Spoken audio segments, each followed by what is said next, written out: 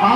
म्हणते की 6 वर्षापासून तेवढ्या जेव्हा एकटी राहायची हा. तेव्हा त्यांना एक महिना सतत चालत राहायची. हा. म्हणून या त्रासासाठी ही बाई म्हणते की निवासी शिबिर या केंद्रामध्ये पहिल्यांदा चालू केला. हा. पहिल्याच शिबिरामध्ये या बहिणीने भाग घेतला. हा. ते शिबिर करून गेल्यानंतर त्यांना एकटी आली. हा.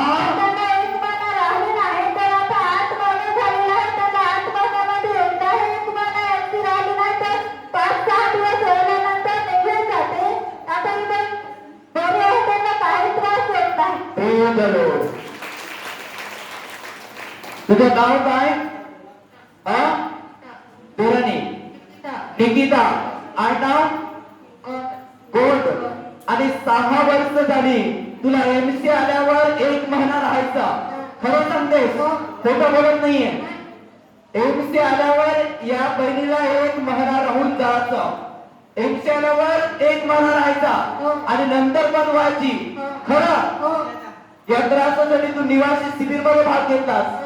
पहिलाच शिबिर आणि त्या शिबिर पासून एमसीचा त्रास निघून गेला.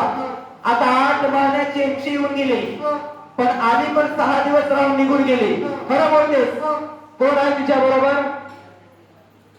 कोण नाही आलेले? घरवाला नाही आला, सासू आहे. खरे सांगते,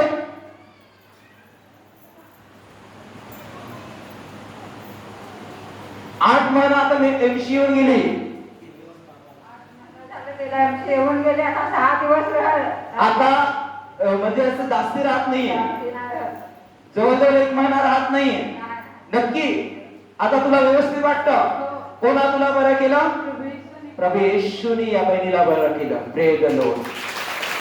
ही बहीण म्हणते की 6 वर्ष झाली एमसी आल्यावर 6 दिवसांनी जात नाही तर 1 महिना होयाचा एमसी झाला. काही बायांना 3 दिवस राहते, 4 दिवस राहते, तरी पण एमसी मध्ये शरीर असं होतं आणि हयाल होतं, अशक्तपणाने भरतं. या बहिणीला कसं वाटलं असेल? 6 वर्ष झाली एमसी आल्यावर 1 महिना राहायचा, तोपर्यंत जात नाही. पण ज्या दिवशी शिबिर केला, 8 महिन्या अगोदर शिबिर केला आणि शिबिर केल्यानंतर लगेच एमसीचा त्रास निघून गेला. आता एमसी येते पण 6 दिवस राहते आणि निघून जाते. आता या बहिणीला पूर्ण बरं वाटतं. Praise the Lord. प्रभू तुला आशीर्वाद द्यावा.